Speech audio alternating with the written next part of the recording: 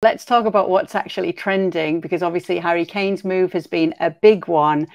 But we've got to talk about Jude Bellingham. And I'll start with you, Rob, here, because I want to know how it's been received back in the UK. Obviously, it's no surprise to any of the English fans just how good Jude Bellingham is. No surprise to any of the Bundesliga fans.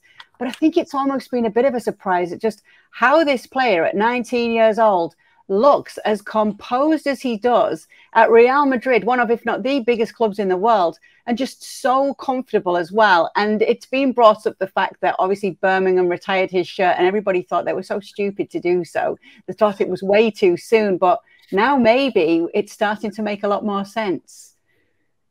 I mean, yeah, I mean, obviously Birmingham knew, didn't they, when they didn't made that decision to retire his shirt after only, what did he play, 40 odd games? But yeah, I mean, you talk about Jude Bellingham and you know, technically and all is the ability he's got. It's the comfort level and the confidence of the boy at such a young age, which is incredible. And I must say that, you know, I honestly expected him to move to Man City or back to the Premier League this summer, because I thought that would be a step. If he wanted to end up at Real Madrid, it would be a step towards that. But for a player of his age to say, no, I'm going to go to Real Madrid right now with all their fantastic midfielders they've already got in their squad, and say that I'm going to go and earn a place in that team, in not only a team at the biggest club in the world probably, but also a team that are so used to winning everything really, and having the confidence to go there and say that he was going to be a starter straight away, and then to go and turn it on in his first couple of games and put in the performances he's had. I mean, I don't know what you were all doing at 19. I certainly wasn't. You know, behaving in that kind of way. I just think he's an absolute phenomenal boy and a phenomenal athlete.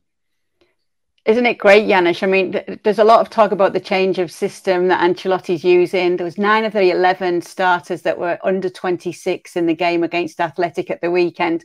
And they're calling and saying Bellingham's the number 10, but he's more the number everywhere in this team.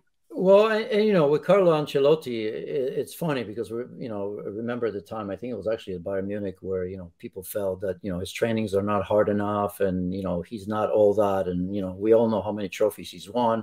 And fair play, maybe some players want to train harder, that's all right, but he understands the game, and he understood that with Benzema being out and Rodrigo playing great towards the end of the season, really coming through. Vinny Jr., why not play 2? And he had to change that shape of the midfield. He also knew that he has to give more responsibility to Tchouaméni, of course, and Camavinga as well. You still have Modric, and you still have Toni Kroos, who will play a massive part in some big games. Also, obviously, for experience, to allow the Camavingas and Tchouaméni to learn from players like Modric and Toni Kroos is incredible. So I think, Valverde being there, and Valverde also can play just about everywhere there and play well, because, anyone can play anywhere, but you have to do it in a good way. So I think Ancelotti recognized that. I mean, he obviously has issue when it comes to Real Madrid because of Courtois and Militao long-term injuries. So that's a big problem for them going forward, at least for now.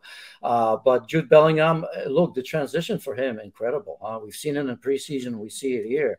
Wow. I mean, it's not easy. We often talk about young players or even experienced players, how heavy the jersey are, be it Manchester United, Liverpool, Real Madrid, or Barcelona. It doesn't look it. I mean, score that goal. Probably didn't mean it the way he did, but you'll take them as they come. As it comes to numbers, this is absolutely crazy. I don't want to say it's a pet peeve, but I don't get it. The best thing that ever happened, and I needed to check that if it was actually Bayern Munich that started it, but this is what I love about Bundesliga, is that the name is below the team on the back of the jersey, because that's the way it should be.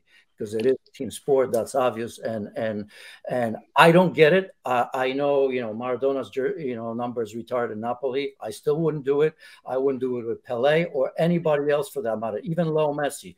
Look, build them statues outside of their stadiums where they had the most success. That's fine, but with Bellingham, don't even get me going on that. Janusz, talking about the players' names under the numbers, all the play-by-play commentators are going grrr at you, saying that you like that right now. Just making things a little bit harder. I do that job. Hey, look, I mean, at the big clubs, I mean, if you have to look at the numbers, you probably shouldn't be doing the job. That's true. All right, let's talk about a player who's picked up where he left off, Rob. Erling Haaland's already scored 2 in the first game. I'm going to get you to give a prediction on whether he'll score more than 36 this season. But before you do that, let's talk about that moment at halftime when Pep Guardiola came running onto the pitch to get into the ear of a player who just scored 2 goals for him. Yeah, I mean, it did look a little bit out of place, didn't it? Given that he just scored 2 goals, the second of which was absolutely fantastic. They go in at half-time, leading comfortably at 2-0, and Pep races over to give Erling Haaland an ear bashing, and then pushes the camera away that's trying to listen into the conversation. I think, to be honest, I think it's just Pep. He explained afterwards that Haaland had asked for a ball from Bernardo Silva over the top, and that Bernardo Silva hadn't done it, and Erling Haaland had shouted at him, and Pep had said, well, no, Bernardo was right, that we need to go in at half-time 2-0. We don't want to risk losing the ball. He was right, you're wrong. Don't do that again. He insisted that was the top and bottom of it, and there was nothing else in it. But yeah, it did look a little bit strange, didn't it? That the guy that's just put you 2-0 ahead with 2 fantastic goals, he's getting shouted at halftime. All right, so prediction, more or less than 36 this season. Do you know what? Before the game against Burnley, I would have said definitely less. How could he possibly do that again? And then he went and did that against Burnley. So I'm going to say more. I think he's going to score more. Thanks so much for watching ESPN on YouTube. And for more sports highlights and analysis, be sure to download the ESPN app. And for premium content and live streaming, subscribe to ESPN Plus.